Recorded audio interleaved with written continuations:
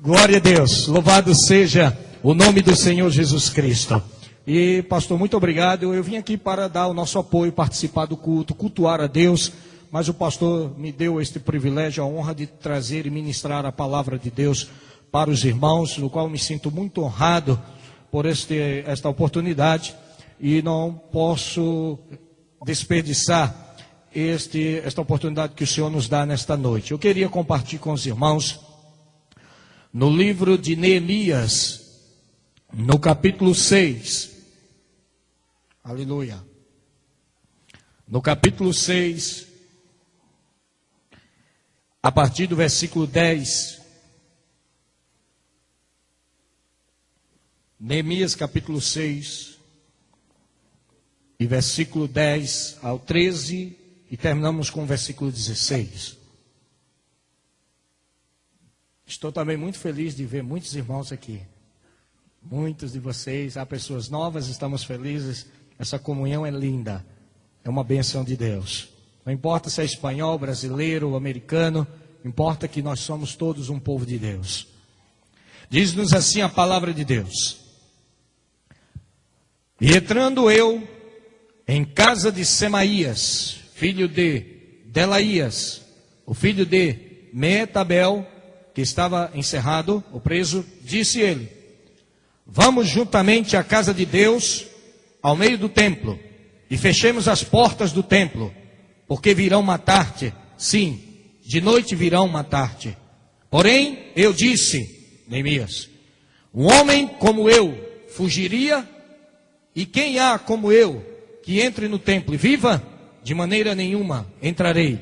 E conheci que, eis que não era Deus quem o enviara, mas essa profecia falou contra mim, porquanto Tobias e Sambalate o subornaram. Para isso subornaram, para me atemorizar, e para que eu assim fizesse e pecasse, para que tivesse alguma causa a fim de me infamarem e assim me vituperarem. Versículo 16.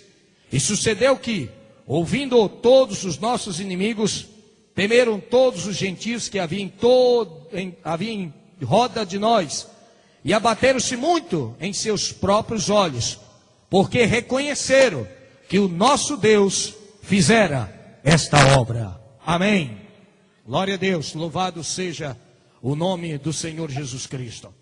Nesta passagem aqui, irmãos, encontramos algo tremendo do que passou com os que estavam no exílio ou no cativeiro em Babilônia. E os irmãos sabem muito bem, quando o reino de Israel estava sob a administração de Davi e Salomão, e quando as promessas que Deus havia feito a Abraão, lá em Gênesis, depois que eles entraram, Abraão com a sua família em Canaã, e Deus disse: olha esta terra de norte a sul, do oriente a ocidente, porque a ti darei e a tua semente para sempre. Inclusive, mais à frente, Deus ainda diz os termos de limites aonde ia pertencer toda aquela terra a Abraão. E essas promessas se cumpriram literalmente na administração do rei Davi e no período da administração do rei Salomão, que foi desde o rio Egito, Nilo, parte do Nilo, até ao grande rio Eufrates, aonde está o Iraque hoje. Nesse período desses dois reis, esta palavra se cumpriu de uma forma literária.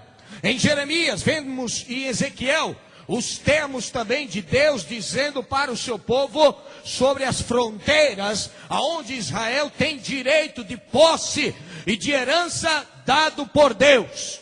Porque o que Israel tem é promessa de Deus.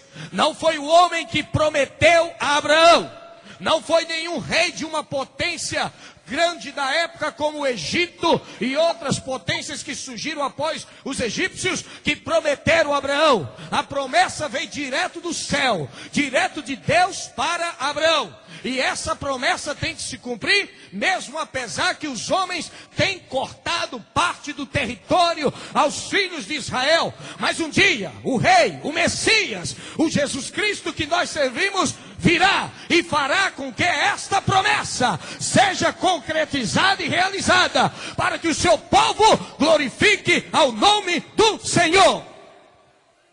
A promessa de Deus pode passar anos e séculos, mas ela cumpre, porque Deus é fiel com a sua palavra para cumprir. Louvado seja Deus.